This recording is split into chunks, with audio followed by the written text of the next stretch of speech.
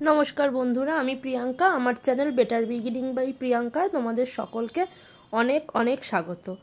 তো থাম্বনেল দেখে বুঝতেই পেরেছো, আজকে তোমাদের সামনে করে দেখাবো লাউ চিংড়ির একটা রেসিপি, যেটা বাঙালির অতি পরিচিত এবং অতি প্রিয় একটা পদ। তো চলো দেখে নেওয়া যাক। প্রথমেই আমি 1 কেজি 250 সাইজের একটা লাউকে ভালো করে একদম পাতলা পাতলা করে খোসা ছাড়িয়ে কেটে নিয়েছি। কেটে নেওয়ার পর সেটাকে আমি ঝুড়িতে করে ভালো করে জলে ধুয়ে সেই জলটাকে ছেঁকে ছেঁকে একটা পাত্রের মধ্যে লাউগুলোকে রেখেছি। আর নিয়েছি খোসা ছাড়াতো চিংড়ি মাছ, ফোড়নের জন্য কালো জিরে আর শুকনো লঙ্কা, এছাড়া কিছুটা টমেটো আমি ফালি করে নিয়েছি, আর 2টো কাঁচা লঙ্কা চিড়ে রেখেছি।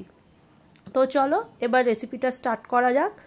প্রথমেই তেল গরম করতে দিয়ে আমি নুন হলুদ মাখিয়ে রাখা চিংড়ি মাছগুলোকে ভেজে নিচ্ছি। খুব বেশি ভাজবো না, ওই 1 মিনিটের মতন একটু সটে করে নিয়ে চিংড়ি মাছগুলোকে তুলে নেব, নইলে মাছগুলো কিন্তু শক্ত হয়ে যায়। তো এবার সেই তেলের মধ্যেই ফোড়ন দিয়ে দেব কালো জিরে আর শুকনো লঙ্কা। 30 সেকেন্ড মতন নাড়াচাড়া করে তার মধ্যে দিয়ে দেব কেটে রাখা টমেটোগুলো। এবার সেই টমেটোগুলোও কিছুক্ষণ ধরে নাড়াচাড়া করব। এই যে টমেটোগুলো দিয়ে দিলাম। এবার টমেটোগুলো ততক্ষণই নাড়াচাড়া করতে থাকবো যতক্ষণ না টমেটোটা নরম হয়ে যায়। দেখো এবার একটু নাড়াচাড়া করতে করতে টমেটোটা তেলের মধ্যে নরম হয়ে এসছে। এবার তার মধ্যেই দিয়ে দিচ্ছি ধুয়ে কেটে রাখা লাউগুলো। ভালো করে জলটা ঝরিয়ে নিয়ে লাউগুলো আমি কড়ার মধ্যে দিচ্ছি, কারণ লাউ থেকে এমনিই তো প্রচুর পরিমাণে জল বেরোয়, যে 1 কড়া জল হয়ে যায় তখন। এমনি লাউটা দেখো এখন অনেকটা ফুলে আছে বলে কড়া ভর্তি হয়ে গেছে, তাই আমি আগেই কিছুটা নুন দিয়ে দিলাম। নুন দিলে লাউটা অনেকটা মজে যাবে এবং করতেও নাড়তেও কড়ার মধ্যে সুবিধা হবে। কাঁচা লঙ্কাগুলো দিয়ে দিলাম, দিয়ে একটু নাড়িয়ে চাড়িয়ে কিছুক্ষণ ঢাকা দিয়ে রাখছি। দেখো লাউটা পরিমাণটা অনেকটা কমে গেছে এবং অনেকটা জল বেরিয়ে এসছে। এবার জলটা কিছুটা শুকিয়ে গেলে তার মধ্যে দিয়ে দিচ্ছি আদা জিরে বাটা, একটু লঙ্কা গুঁড়ো অল্প করে দিতে পারো, হলুদ গুঁড়ো, ধনে গুঁড়ো আর জিরে গুঁড়ো। এগুলো দিয়ে একটু নাড়াচাড়া করে একটু চাপা দিয়ে রেখে আমি একটু বাইরের দিকটায় জামা কাপড় মেলতে এসেছিলাম। তো এত সুন্দর বাইরের রোদটা দেখে মনে হলো একবার তোমাদের সাথে আমাদের ফ্ল্যাটের পিছন দিকের বাগানটা একটু শেয়ার করি। তো চলো, আরও 10 মিনিট মতো হয়ে গেছে। দেখো লাউটা এখন একদমই সেদ্ধ হয়ে গেছে এবং জলটাও অনেকটা শুকিয়ে এসছে। এবার দিয়ে দিচ্ছি ভেজে রাখা চিংড়ি মাছগুলো।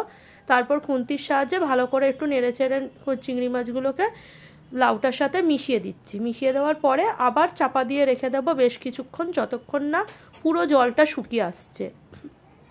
তো লাউটা হতে থাক, জলটা টানুক, কারণ লাউয়ের জল থাকলে ঠিক খেতে খুব একটা ভাল লাগে না। ব্যাস এবার লাউয়ের জলটা শুকিয়ে গেছে, দিয়ে দিলাম কুচিয়ে রাখা ধনেপাতা এবং দিয়ে দিচ্ছে একটু গরম মশলা। তারপরে ভালো করে নাড়াচাড়া করে নিলেই আমাদের লাউ একদম রেডি। তো লাউটা একটু বেশিক্ষণ ধরেই জল শুকোতে হয়, কারণ লাউ দিয়ে প্রচুর জল বেরোয়। কিন্তু এবার একদম লাউটা আমাদের রেডি হয়ে গেছে। এদিকে দেখছি আমার হাজব্যান্ডও চান করে বেরিয়ে পড়েছে। তো চলো ওকে এবার খেতে দিয়ে দিই। ও স্নান করে বেরিয়ে এই যে মা তারার গলায় মালা পরিয়ে দিয়েছে, দেখো কি সুন্দর লাগছে। আমরা প্রত্যেক বৃহস্পতিবার করে মা তারার গলায় একটু মালা দিই। তো আমাদের রেসিপিও রেডি, ওকে খেতে দিয়ে দিলাম। বিকেল হয়ে গেল এইসব করতে করতেই। আমি আর মেয়ে চলেছি যোগা ক্লাসে। তো যোগা ক্লাসের পরে ফিরে আবার মেয়ের একটু টিফিন ছিল আজ বাঞ্জারা পাফ, যেটা ও খেতে খুব ভালোবাসে। এটা আগের দিন রাত্রিরেই ওর বাবা ওর জন্য এনে রেখে দিয়েছিল, আমি সেটা বার করে ফ্রিজ থেকে ওকে গরম করে দিলাম। তো বন্ধুরা, আজকে আমার ব্লগটা এই পর্যন্তই ছিল। তো আমার লাউ চিংড়ির রেসিপি তোমাদের কেমন লাগলো জানিও। ভালো লাগলে প্লিজ একটা লাইক করে দিও। আর এরকম আরও নিত্য নতুন অনেক রেসিপি জানতে এবং সাধারণ রেসিপি জানতে আমার চ্যানেলটাকে সাবস্ক্রাইব করো। সবাই ভালো থেকো, টাটা।